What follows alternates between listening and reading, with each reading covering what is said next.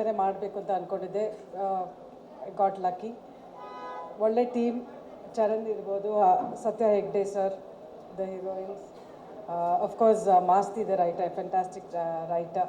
ರೋಹಿತ್ ಅವ್ರ ಕಥೆನೂ ತುಂಬ ಚೆನ್ನಾಗಿ ಬಂದಿದೆ, ಎಲ್ಲ ಎಲಿಮೆಂಟ್ಸ್ ಇದೆ, content versus commercial. So happy to be a part of this. ಅದೇ ಸುಮಾರು ಜನ ಹಂಗೆ ಮಾಡ್ತಾರೆ. ನಮಗೇನಾಯಿತು, ಫಸ್ಟು ನಾನು ಗುರು ಕತೆ ಕೇಳ್ತಾ ಇದ್ವಿ, ನಾನು ಯುವ ಕತೆ ಕೇಳ್ತಾ ಇದ್ವಿ, ಯಾವುದು ಸೆಟ್ ಆಗಿರಲಿಲ್ಲ. ಸರಿ, ಒಂದು ದಿವಸ ಕಾರ್ತಿಕ್ ಮತ್ತು ಯೋಗಿ ಬಂದು ಹೇಳಿದ್ರು, ಅಕ್ಕ ಒಂದು ಸ್ಟೋರಿ ಇದೆ, ಸುಮ್ಮನೆ ಕೇಳಿ, ರೋಹಿತ್ ಒಂದು ಸ್ಟೋರಿ ಮಾಡೋಣ. ತುಂಬ ಚೆನ್ನಾಗಿತ್ತು. ಆಮೇಲೆ ಹಾಗೆ ಡಿಸ್ಕಷನ್ ಮಾಡಿದ್ವಿ. ಜಯಣ್ಣ ಸರು ಕೇಳ್ತಾ ಇದ್ದ, 3 ಪ್ರೊಡಕ್ಷನ್ ಹೌಸು ಕೇಳಿದ್ವಿ. ನಾನು ಹೇಳಿದೆ, ಯಾಕೆ why don't we do it together ಅಂತ. ಸೊ ನಾನೇ ಡಿಸಿಷನ್ ತೊಗೊಂಡು ಅವರು ಓಕೆ ಅಂದರು. ಸೊ ಕತೆ ವಿಚಾರದಲ್ಲಿ ಎಷ್ಟು ಕಾಡಿದೆ ಸಿನಿಮಾ ಅಂತ, ಕತೆ ವಿಚಾರದಲ್ಲಿ ಎಷ್ಟು ಕಾಡಿದೆ ಕತೆ ಅಂತ, ಸ್ಕ್ರೀನ್ ಪ್ಲೇ ಆಗಲಿ ಕಾಡಿದೆ ಅಂತಲ್ಲ, ಇಟ್ಸ್ ಒಳ್ಳೆ ಕಮರ್ಷಿಯಲ್ ಸಿನಿಮಾ ವಿತ್ ಕಾಂಟೆಂಟ್.